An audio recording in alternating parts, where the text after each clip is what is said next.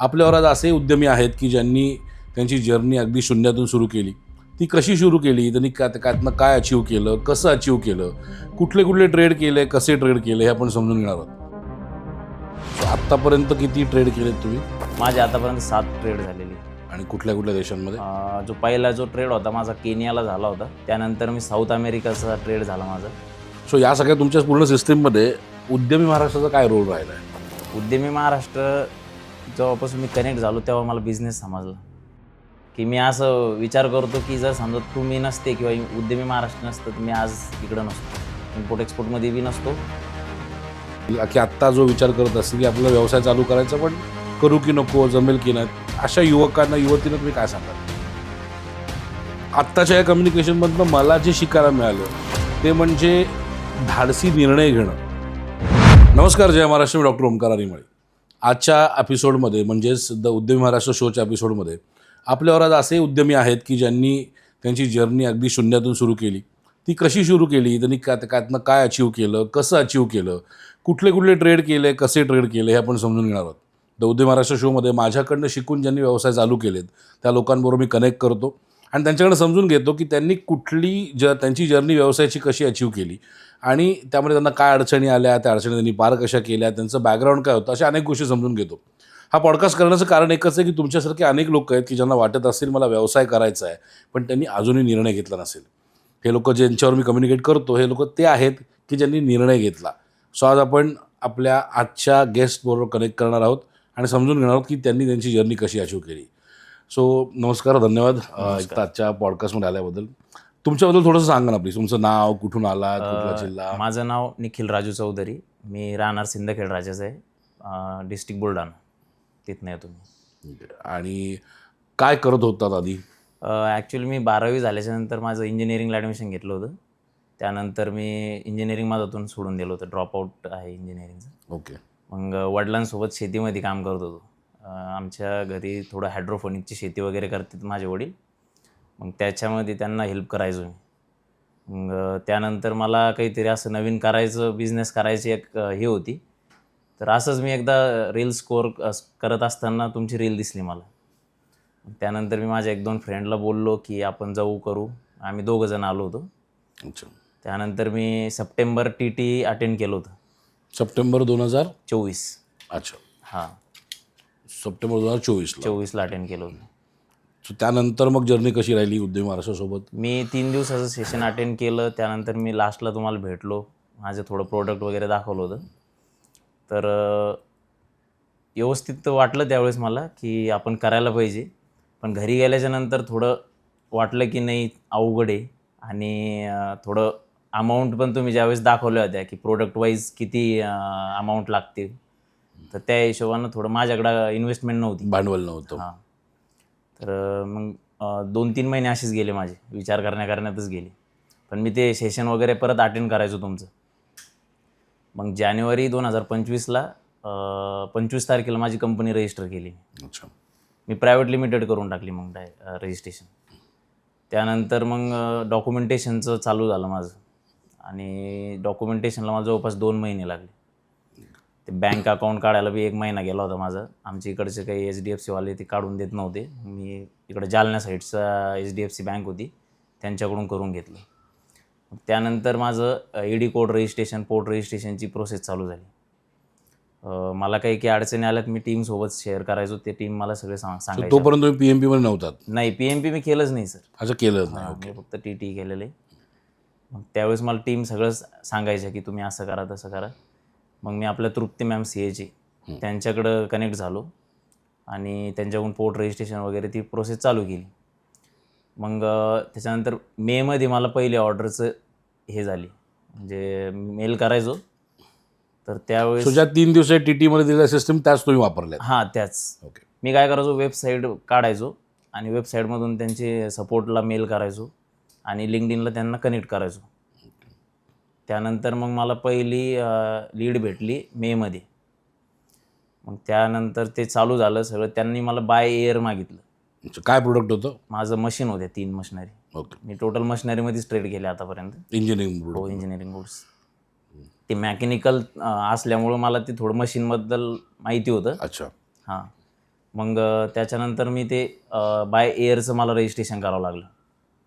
ते करायला मला परत 1 महिना लागला आणि ज्या मशिनरी बनणार होत्या त्याला 2 महिन्याचा टाईम सांगितला होता मॅन्युफॅक्चरर. मॅन्युफॅक्चरनी.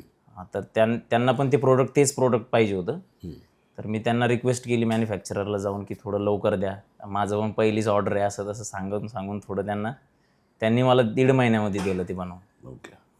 त्याच्यानंतर सगळं पॅकिंग वगैरे ते तुमचे जे बुक दिलं होतं मला ते सगळं मी बघायचो ते रोज आणि पहिली ऑर्डर असल्यामुळं थोडं भीती होती मनामध्ये की कसं होईल काय होईल. आणि पेमेंट मला त्यांनी ॲडव्हान्स दिलं होतं 50%. अच्छा. हां. सो तुम्ही जेव्हा उद्यमीमध्ये आलात किंवा उद्यमीसोबत पहिला TT प्रोग्राम केलात, त्याच्या आधीची तुमची पैशाची किंवा फिनान्शियल पोझिशन कशी होती आणि उद्यमी जॉईन केल्यानंतर कशी झाली? म्हणजे आमचं पूर्ण फॅमिली पूर्ण शेतीच्याच याच्यावर डिपेंड आहे. कोणीच बिझनेस वगैरे काहीच केलेलं नव्हतं. मी थोडं मधामध्ये माझे फ्रेंड्स सायबर सिक्युरिटीचं काम करायचे, तर मी थोडं ते वेबसाईट टेस्टिंग वगैरे शिकलो होतो त्यांच्या थ्रू. त्यावेळेस मला डॉलरची प्राईस कळाली होती की आपल्या इंडियामध्ये किती व्हॅल्यू आहे. व्हॅल्यू आहे. तर मग त्यानंतर असं करत असताना मग मला ही ऑर्डर भेटली. ती माझी पहिली ऑर्डर होती $9,300. $9,300. हो. 50% ॲडव्हान्स आणि 50% जेव्हा रेडी फॉर डिस्पॅच झाल्याच्यानंतर पेमेंट देणार होते ते मला. अच्छा. हो. आणि सो तेव्हा तुम्ही किती स्वतः कमवत होतात? तेव्हा काहीच नाही, मी फक्त वडिलांसोबत शेतीमध्ये त्यांना हेल्प करायचो. मी स्वतः बेसिकली फक्त ते हंटिंग करून जे कमवायचे तेच कमवले. त्याच्यानंतर काहीच नव्हतं माझं. सगळं फॅमिलीच्याच याच्यावर होतं. सो तुम्ही मेजरली इंजिनिअरिंग प्रोडक्ट्समध्ये काम झालं. पहिला बायर कसा मिळाला? पहिला बाहेर मी स्टार्टिंगला समजा जे आपले ॲग्रिकल्चर प्रोडक्ट होते त्याच्यामध्ये प्रयत्न करायचो, पण त्याच्यामध्ये काय व्हायचं, पेमेंट मला ॲडव्हान्स कोणीच द्यायला तयार नव्हतं. बरेचसे प्रयत्न केले मी, पण ॲडव्हान्स कोणीच देत नव्हतं आणि त्याच्यात रिस्क पण खूप हाय होती. आता आमच्या इकडं एक जाफराबाद म्हणून गाव आहे, तिथं ग्रीन चिली खूप जास्त मार्केट आहे ते चांगलं. तिथून बरेच मला माहिती भेटली की तिथून दुबईला ग्रीन चिली एक्सपोर्ट होती किंवा तिथून जाते. मी तिथं गेलो, बघितलं, त्यांच्यासोबत डिस्कस केलं, पण ते त्यांचं जसं बोलण्यात आलं की हे खराब होतं, तू नवीन आहे, ह्याच्यात जायच्या अगोदर विचार कर थोडा. मी ते सोडूनच दिलं. मी इंजिनिअरिंग प्रोडक्टकडे आलो. याच्यात मला ॲडव्हान्स पण भेटलं आणि जे बायर मला भेटला होता, मी असंच वेबसाईट जे माझी मशिनरी होती ती मशीन कुठं आणि कोणते लोक वापरतात हे लोक मी पहिले फाइंड केले. अच्छा. त्यानंतर मला त्यांच्या काही वेबसाईट वगैरे भेटल्या. लिंक्डइनवरती मी कनेक्ट झालो त्यांच्यासोबत. त्यांना मी सांगितलं की अशा मशिनरी माझ्याकडे आहे आणि त्या मशिनरी मी यूज पण केलेल्या आहे ऑलरेडी शेतामध्ये. तर मी त्यांना ते पूर्ण व्हिडिओ वगैरे दाखवायचो की बघा ह्या अशी मशीन आहे, याचा रिझल्ट असा आहे. तर त्या बायरला ते सगळं व्यवस्थित वाटलं आणि त्याला प्रॉपर तीच मशीन हवी होती. हा बाहेर कुठला होता, कुठल्या देशात? केनियाचा होता तो. केनियाचा. South Africa. सो आत्तापर्यंत किती ट्रेड केलेत तुम्ही? माझे आतापर्यंत 7 ट्रेड झालेले. आणि कुठल्या कुठल्या देशांमध्ये? जो पहिला ट्रेड होता माझा केनियाला झाला होता, तो $9,300 होता. त्यानंतर मी साऊथ अमेरिकाचा ट्रेड झाला माझा, तो माझा $12,500 होता. अच्छा. ते एका कंटेनरमध्ये 2 मशिनरी पाठवल्या होत्या. ओके. त्यानंतरचा ट्रेड होता साऊथ अमेरिकाला झाला होता, तो $27,000 होता. ओके. हां. त्याच्यानंतर जी ऑर्डर आली होती मला ती $48,000 झाली, मेक्सिकोची, North America. North America. Okay. ते अजून पण ऑन द वे. 55 दिवसाचा कालावधी लागतो त्याला तिथं पोहोचायसाठी, तर ते अजून पण ऑन द वे. त्याच्यानंतर एक दोन डोमेस्टिक झाले माझे. एक 13.5 लाखाची आत्ता झाली आणि एक 5.5 लाखाची परत झाली. सो या सगळ्या तुमच्या पूर्ण सिस्टीममध्ये उद्यमी महाराष्ट्राचा काय रोल राहिला आहे? उद्यमी महाराष्ट्र जेव्हापासून मी कनेक्ट झालो तेव्हा मला बिझनेस समजला आणि इम्पोर्ट एक्सपोर्टमध्ये येण्याचा पूर्ण श्रेय समजा यांनाच जातं, उद्यमी महाराष्ट्रालाच जातं. कारण उद्यमी महाराष्ट्र नसतं तर मी आज एक्सपोर्टमध्ये काहीच नसतो. कारण TT करून जर एवढं एक्सपोर्ट करू शकतो तर मला वाटतं PMP जर केलं असतं तर त्याचे पण माझ्याकडे खूप सारे एक्सपिरियन्स आले की PMP नाही केल्याचे मला काय हे झालं. मी काय करायचो, जेव्हा स्टार्टिंगला मी 1-2 ऑर्डरला कोटेशन दिले तर मला माहिती नव्हतं एकदम प्रॉपर की आपण डॉलर कितीमध्ये कॅल्क्युलेट करायला पाहिजे. मी काय करायचो, इंटरनेटवर जायचो, साईटवरती चेक करायचो आजचा रेट हा आहे आणि त्या रेटच्या हिशोबाने मी द्यायचो. जेव्हा मला पेमेंट आलं तेव्हा मला रिअलाईज झालं की यार हे बँकेतून जेव्हा कन्वर्ट होऊन येतं त्यावेळेस बँकचे रेट बरोबर. तिथं माझं थोडंसं प्रॉफिटमधलं मार्जिन कमी झालं. हां, पण लॉस वगैरे नाही आला, ते तेवढं बरं झालं. सो आतापर्यंत टोटल किती रेव्हेन्यू जनरेट केला तुम्ही? आतापर्यंत 1.16 लाखाचं टर्न 1,16,00,000. किती वेळामध्ये? एका वर्षाच्या आत. म्हणजे जवळपास 6-7 महिन्यातच झालेला आहे तो, पण मी पूर्ण एक इयरच कॅल्क्युलेट करतो त्याच्यामध्ये कंपनीच्या फर्म झाल्यापासून. फॉर्मेशनपासून.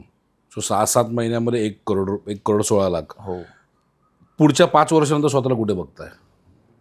मला आता ह्याच इयरमध्ये माझं 10 वर्षाचं 10 कोटीचं टर्नओव्हरचं मी हे ठेवलेलं आहे.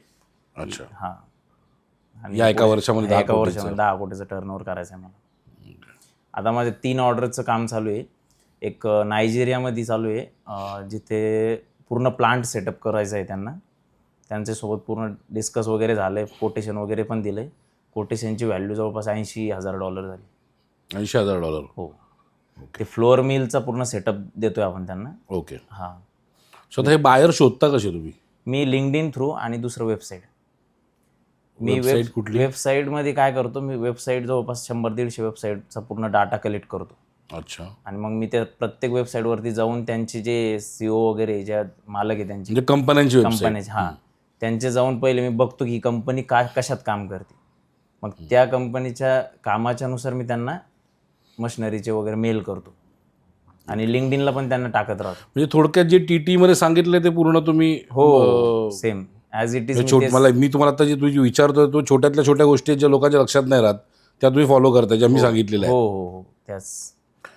सो असं कधी वेळ आली का या सगळ्यामध्ये की जाऊ दे, सोडून दे, मरू दे, लोकल धंदा करू, की आधी शेती करू तेच बरं होतं?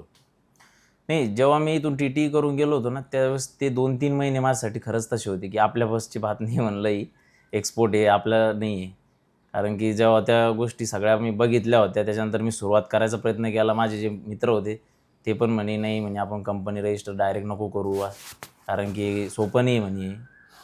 पण मला वाटलं होतं की कंपनी रजिस्टर करायचं बी एक काय मी विचार केला की आपल्याला थोडंसं जेन्युइन वाटलं पाहिजे लोकांना पण. एक प्रायव्हेट लिमिटेड असले की थोडा एक वेगळा इम्पॅक्ट पडेल त्या गोष्टीचा, असा विचार केला होता. तर त्याचा मला फायदा पण झाला. सो TT मध्ये तुम्ही जे शिकलात, समजलात, त्यातली कुठली एक अशी गोष्ट होती जी तुमच्यासाठी एक टर्निंग पॉईंट ठरली?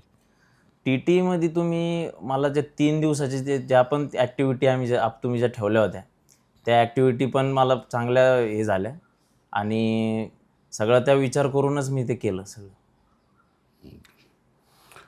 आता एक शेवटचा प्रश्न किंवा शेवटाचे काही 1-2 प्रश्न. जर उद्यमी महाराष्ट्र तुमच्या आयुष्यात नसतं आलं तर आत्ता लाईफ कसं असतं? तेच, मी परत शेतातच असतो आणि शेतातच कामं करणं चालू असते. मी एक्सपोर्ट चालू केला, माझी खूप लाईफ बदलली. थोडं सगळ्याच गोष्टी चेंज होतात. जेव्हा पैसा यायला लागतो तेव्हा ऑटोमॅटिक सगळ्या गोष्टी चेंज व्हायला लागतात.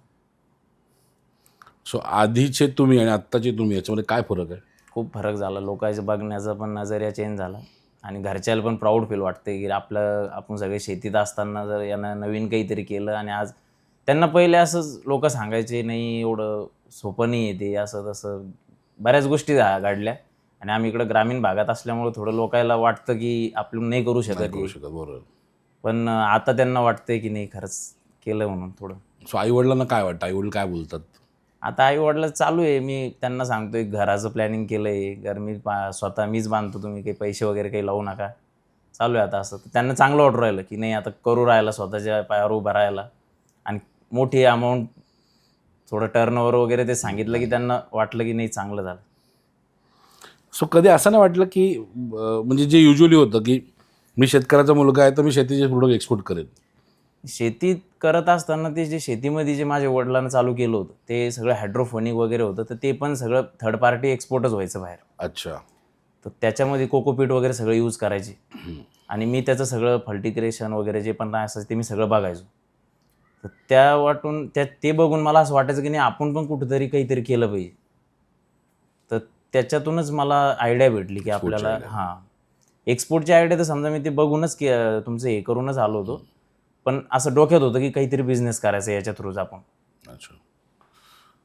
सो तुम्ही जेव्हा व्यवसाय करायचा निर्णय घेतलात, एक्सपोर्ट करायचा विचार केलात, तर अनेक एक्सपोर्ट इम्पोर्ट ट्रेनर मार्केटमध्ये त्यांचे ॲड्स पण दिसले असतील, वर्कशॉप पण अटेंड केला असेल. जेव्हा मी TTचं म्हणजे केलं होतं, रजिस्ट्रेशन वगैरे केलं होतं, त्यानंतर मला बरेचसे लोकांचे कॉल वगैरे येत होते परत मला दिसायला पण लागलं. मग एकदा ते अल्गोरिथमच आहे ना, Algorithm की set आपण झालं. एकदा सर्च करायला सो लागलो. माझ्याकडनं शिकायचा का निर्णय घेतला? कारण की मराठीमध्ये शिकवणारं तुम्ही एकच होते. बाकीच्याचं आणि ते बघितलं मी, तर मला ते काही एवढं हे नाही वाटलं. आणि आपल्या लँग्वेजमध्ये एवढं डीपपर्यंत समजून सांगणं हे ती मी बाकी काही एक्सपिरियन्स पण घेतले. 1-2 जणाला विचारलं पण. ज्या तुमच्या LinkedInवरती आपलं नाही Instagramवरती जाऊन त्यांना काही लोकांना जे फॉलो करत होते, त्यांना मी मेसेजेस वगैरे केले होते. अच्छा. त्यांनी सांगितलं की नाही म्हणे बेस्ट एकदम. म्हणजे मी सगळा विचार करूनच ₹16,000 काहीतरी होते वाटतं त्यावेळेस. हो. हां. तर मी ते करूनच आलो होतो. शेवटचा प्रश्न की तुमच्यासाठी डॉक्टर ओमकार हरिमाळी कोण आहे? माझ्यासाठी इम्पोर्ट एक्सपोर्टमध्ये आणि आता म्हणजे आता इथून पुढं समजा गुरुच, की मी असं विचार करतो की जर समजा तुम्ही नसते किंवा उद्यमी महाराष्ट्र नसतं, तर मी आज इकडं नसतो. इम्पोर्ट एक्सपोर्टमध्ये बी नसतो आणि बिझनेसमध्ये बी आलो नसतो. कारण बॅकग्राऊंडच नाही आहे आमचं बिझनेसचं ॲक्च्युली. सगळं म्हणजे फार्मिंगचंच आहे पूर्ण पहिल्यापासून. आता तुम्ही जी जर्नी चालू केली एक निर्णय घेतला, धाडसी निर्णय होता तुमचा की हो. शेती सोडून व्यवसाय चालू करायचा. घरातल्यांचा सपोर्ट पण तेवढा नव्हता. तसे अनेक लोक असतील की आत्ता जो विचार करत असतील की आपल्याला व्यवसाय चालू करायचा, पण करू की नको, जमेल की नाही, अशा युवकांना युवतींना तुम्ही काय सांगाल? नाही, जर समजा असं करायची इच्छा असेल तर 100% आपले कोर्सेस अटेंड करायला पाहिजे. आणि ते कोर्स अटेंड करून जे तुम्ही बुक दिलेलं आहे, त्याच्यामध्ये पूर्ण इम्पोर्ट एक्सपोर्टची जर्नी पूर्ण. मी 1 बाय 1 ती फॉलो केली आणि आज इथे 100% एक्सपोर्ट होतो. लोकं खूप जास्त मार्केटमध्येच म्हणतात की नाही पॉसिबल नाही. पण जर सगळ्या योग्य स्टेप जर फॉलो केल्या तर 100% एक्सपोर्ट होतो. राईट. फक्त थोडं एवढं आहे की आपले प्रोडक्ट चूज करताना थोडे युनिक असले पाहिजे आणि थोडी मार्केटिंग वगैरे ती स्ट्रॅटर्जी जर त्याच्यावर काम करायला पाहिजे. मग ऑटोमॅटिक बाहेर भेटतात, सगळं होतं. सो आजच्या या पॉडकास्टमधनं, आजच्या या कम्युनिकेशनमधनं मी बऱ्याच वेळा असं होतं ना की मी जेव्हा माझ्या स्टुडंट्सबरोबर बोलतो, मी त्यांना शिकवतो, मी त्यांना सिस्टम्स देतो, त्या सिस्टम्स ते फॉलो करतात, त्यातून ते 1 करोड 2 करोड 5 करोड अगदी 50 करोड पण कमवलेले स्टुडंट्स आहेत माझे. पण त्यांच्याकडनं मला शिकायला मिळतात, त्यांच्याकडनं मला बऱ्याच गोष्टी शिकायला मिळतात. आत्ताच्या या कम्युनिकेशनमधनं मला जे शिकायला मिळालं ते म्हणजे धाडसी निर्णय घेणं. की घरात सगळे शेती करतायत म्हटल्यानंतर एक बाय डिफॉल्ट मानसिकता येते की मी पण शेती करतो, काय बाबा मीच शेती केली तर घरातले कोण काय बोलणार नाही. पण त्याच्या पलीकडे जाऊन स्वतःचं अस्तित्व निर्माण करण्याची जिद्द ठेवून, त्या प्रोसेसवरती काम करून आणि मग स्वतःचं अस्तित्व निर्माण केलं तर तुमच्याकडे लोकांचा बघण्याचा दृष्टिकोन बदलतो आणि सगळ्यात महत्त्वाचं म्हणजे लोकं तुमच्याकडे बघताना एक रिस्पेक्टफुल मॅनरने बघतात. हे आजच्या कम्युनिकेशनमधनं मी अनेक गोष्टी शिकलो आहे. तुम्ही काय शिकलात हे प्लीज कमेंट बॉक्समध्ये सांगा. आणि जर तुमच्या फॅमिलीपैकी जर कोणाला वाटत असेल की व्यवसाय चालू करावा, तर त्यांना व्हिडिओ शेअर करा. त्यांना दाखवू दे की एक जर शेतकऱ्याचा मुलगा जर करोडोचा व्यवसाय उभा करू शकतो, म्हणजे त्यांनी कदाचित जेव्हा त्यांनी व्यवसाय करायचा असो निर्णय घेतला, त्यावेळेस 1 करोड खूप मोठं वाटत असेल. आज 10 करोडच्या पल्ला तो गाठायच्या तयारीत आहे आणि आम्ही व्हेरी शुअर पुढच्या वर्षभरात तो गाठेल. सो जर एकच सांगतो, जर निखिल करू शकतो तर तुम्ही पण करू शकता. तो पण तुमच्यातलाच एक आहे. त्याला करणं पॉसिबल झालं, तुम्हालाही होऊ शकेल. आणि अधिक काही माहिती हवी असेल तर व्हिडिओच्या खाली एक लिंक असेल, त्या लिंकवरती जा, माझ्या वर्कशॉपला या आणि जाणून घ्या व्यवसाय तुम्हाला करता येऊ शकेल की नाही. धन्यवाद. जय महाराष्ट्र, जय शिवराय. थँक्यू. धन्यवाद.